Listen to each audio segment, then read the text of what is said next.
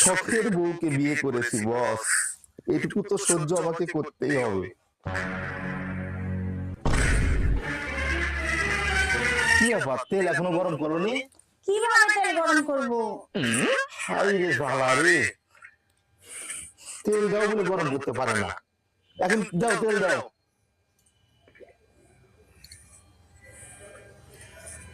এটা একটু নাড়া দাও।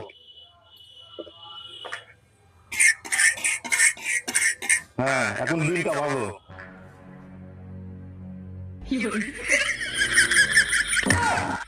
আরে এইভাবে ডিম ভাবে, এইভাবে ডিম ভাবে। ডিমটা আগে ভাঙিয়ে নাও। কোথায় ভাঙবো? আমার মাথা ভাঙবে।